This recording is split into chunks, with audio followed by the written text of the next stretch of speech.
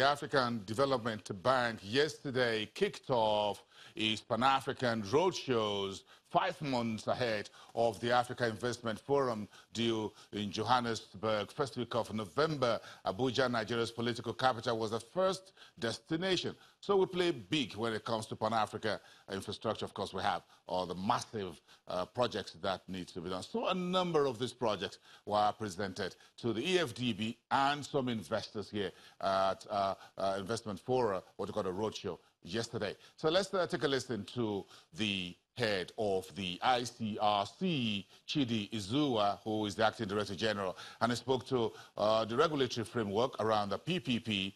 But first, he told us what the latest is about the new born-again Nigerian Airways. Let's take a listen.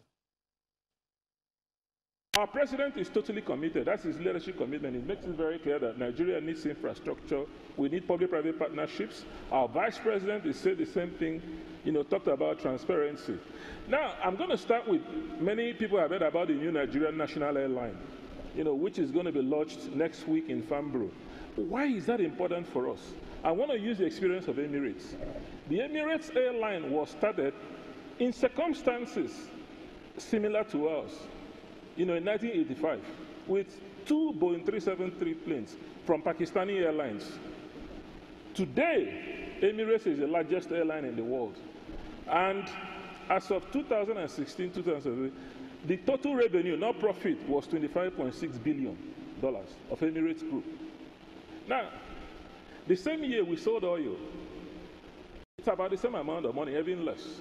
So that just tells you how catalytic it can be, when you've got a proper, well-managed professional airline, private sector-led.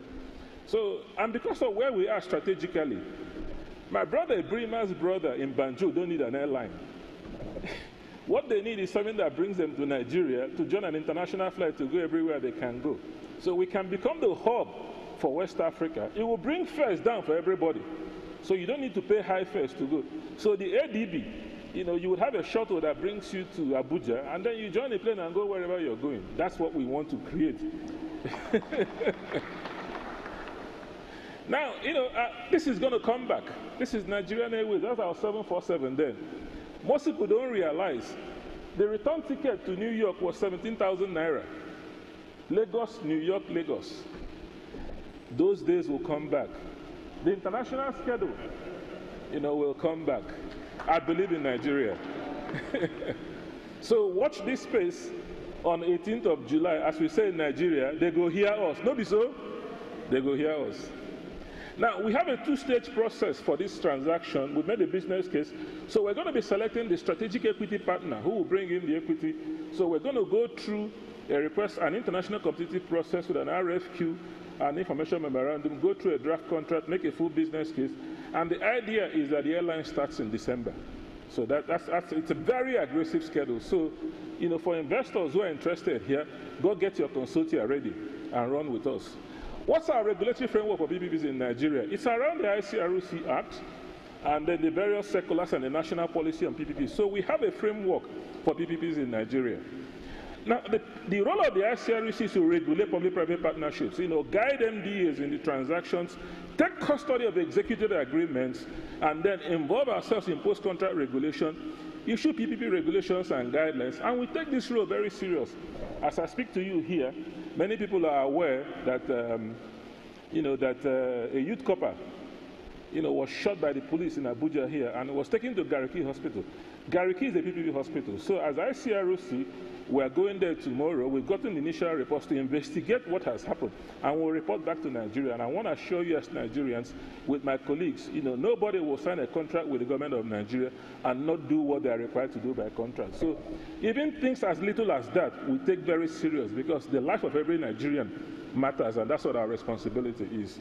And we have a role to collaborate with state governments, to ensure that we have a national PPP framework that, because for the investor, you don't know Akwa Ibom, you don't know Lagos. What you know is Nigeria. If you got a project in Akwa Ibom, it goes wrong, it's Nigeria that's gone wrong. So we're trying to create a cohesive framework that works for everybody. Now, our framework for PPPs goes through a world-class process. Project initiation, project development, procurement, implementation, asset return. That's like your plan, do, check, the standard process that we go through. So we go through this development phase where we end up with a bankable business case. Because without a business case, don't do anything yet. Then we go into a procurement process where we go through a transparent process where we check value for money and get appropriate approvals, and then we go into implementation. So that's the kind of process that we go through that's fit for purpose around the world, so that people can have confidence that when they come in here, participate in things, go into data room, they will see quality information. So we have two procurement routes. One is a solicited route, where we develop a project and take it to the market. The next one is the unsolicited. The unsolicited is not quite very popular for us because it's a moral hazard. It's pretty very difficult, to have, an unsolicited process that you don't challenge. But in some specific cases, where somebody has brought some very exciting new technology that nobody else has, we're willing to go ahead with that. What's our experience with PPPs in Nigeria? It's a mixed experience. The MMA2 domestic airports, the 26 port terminals, Gariki Hospital, and the Kainji, Jeba, Shiroro hydropower stations. As you're aware, we have a lot of problems in our power sector. But these three things are working very well. The hydropower plants, because they are concessions where there's proper optimal risk sharing between government and the private sector. That's the power of public-private partnerships.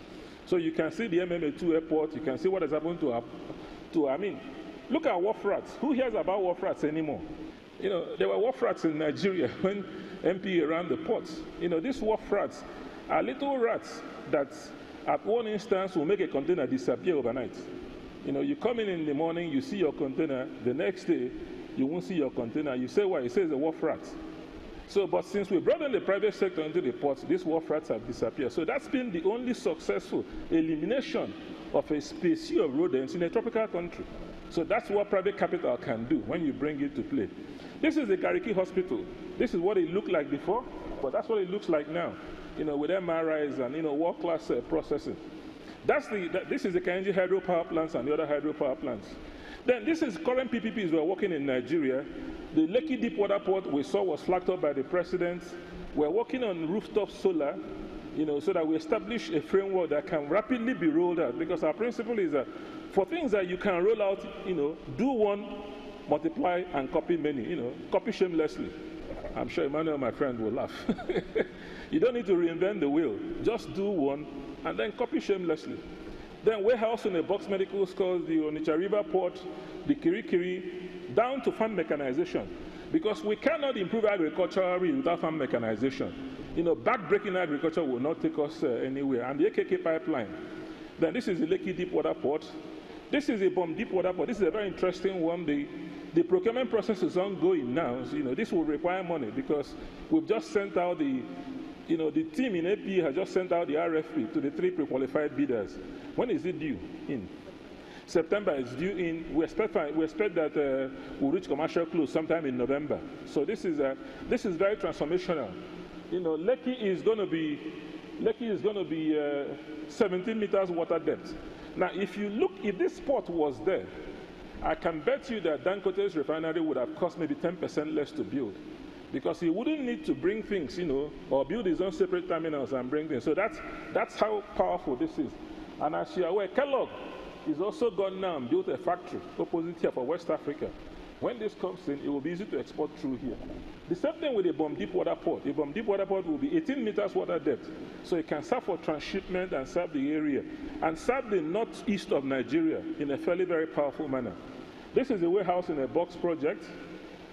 This is the Dadinkowa. This is an existing dam that the private sector is coming in, to put in power generation.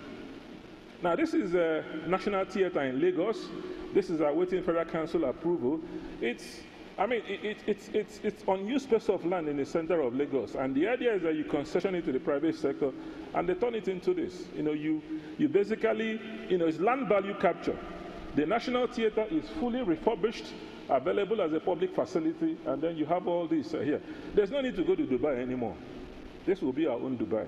So in the port sector, we have quite a lot of opportunities, inland ports, freight stations, and then the other deep water ports we want to be, because the problem that happens is that many of our ports are river ports, which have been overwhelmed by cities. So it's almost like Canary Wharf. These ports now need to move out and then you recover the land. So you've got deep water ports being strategically built around the country, to create the opportunity for trade facilitation and for import and export. In the rail and aviation sector, we have the narrow gauge concession with GE. We have the standard gauge lines we are working with the Chinese. And the Abuja Light Rail, what you have, it's the lots 1 and 6 done, but there's a lot 2, which is very important, which we want to bring in the private sector. Bus rapid transit, I can see that is on your project. Then you have the Lagos airports, Lagos, Abuja, Kano, and Port Harcourt airports, which we would like to concession, because those airports do not represent Nigeria. For now, they did in the past. I mean, the truth of the matter is that when Murtala Muhammad Airport was built, there were few airports on earth which were that size. We have big ambitions, so we need to go back to what it is. I've talked about the national carrier. We're looking at the aircraft MRO facility, aviation leasing company, the NNPC pipeline, national stadium, health facilities, etc.